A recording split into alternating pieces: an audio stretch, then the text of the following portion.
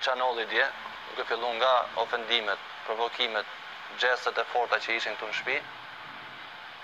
Ishte një gjë, domethënë që ju kërkojmë falje të gjithëve dhe gjonat nuk do kalojnë më aq fort, domethënë. Edhe nëse do ketë provokim, çdo gjë ka i mas, edhe ofendimi ka i mas për gjithë. Ju kërkojmë faljen të tretë, domethënë, për çfarë ndodhi dje. Edhe do merret një ndëshkim ku do përfshihemi të gjithë. Përveç kësaj, edhe për punën e mikrofonave, që dizën edhe fliken shpesh, që normal që është diçka që është konfirmuar dhe më përpara që nuk duhet të bëhet. Sa i përket asaj që ndodhi, e di që ju kemi prek domethënë gjithë, sepse okay, në rregull, jemi në lojë, duhet marrë si lojë. Dhe u kalu caku lojës, u kalu gjithë, u thy edukata, u thy çdo lloj rregulli. Jo pse dikush shon një llaf, dikush bën një xhest, edhe duhet ta marrim si lojë, është lojë, kërcënimet nuk ka kuptimin që mos më kalu gjitha personale. Sepse do vi një ditë do dalim gjithë jashtë, sepse jeta nuk është 3 muaj, jeta vazhdo. Edhe nesër pas nesër bëmë u taku me njëri tjetrin, rëndësi ka më u pa në sy pavarësisht se çka ka ndodhur ngelet në lojë. Po edhe provokimi, edhe ofendimi e kanë një limit, domethënë që të caktuar. Kaq kisha. Tani të presim konfirmimin e asaj që do të bëhet dënimin. Do vinë një zarf në pak fjalë dhe nëse dikush nuk e bën atë që shkruhet në zarf, do rri pa ngren, pa cigare ose pa zjarr. Gjithsesi ne jemi të gjithë, më thënë deri nesër më duket tha që jemi pa cigare.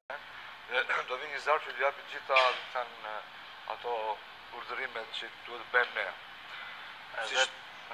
Edhe pavarësisht tjetër çka ka ndodhur, domethënë duhet mbizotroj sa më shumë edukat në shtëpi. Okej, në rregull, do ketë debat, po siç e thasha më përpara, mos më kalu kufit.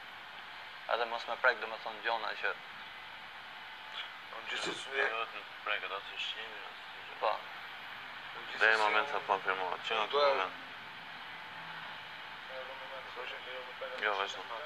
Gjithsesi unë doja t'i thosha se cilin nga ju qofse kam prekur ndonjërin në gjithë debatin e sipër që u bën brenda, se cilin nga ju qofse kam prekur qoftë edhe në një gjë shumë të vogël, sinqerisht ju kërkoj falje sepse paktën si të tre mund të themi e të kaluam atë që nuk duhet të kaluar. Kush pak e kush më shumë, s'ka rëndësi, të gjithë marrin pjesë në dënim, të gjithë u bën, kështu që nuk dua asnjë veçim. Kjo ndodhi për shkak të Olcit, kjo ndodhi për shkak të Damianos apo kjo ndodhi për shkak të Elvinit, ky dënim ndodhi për shkak të të treve. Kështu që unë nuk dua asnjë veçim që kjo ndodhi për këtë, për shkak të tij, për shkak të tij.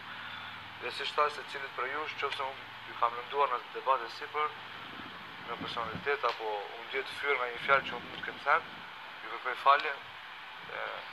Shpresoj të na kuptoni edhe ne të paktën pozicionin që jemi. Sa më shumë edukat dhe me kuptim me njëri tjetrin, pavarësisht situatës që mund të ketë dikush me dikë ose tjetri me tjetrin, duhet të marr parasysh që jemi në lojë, edhe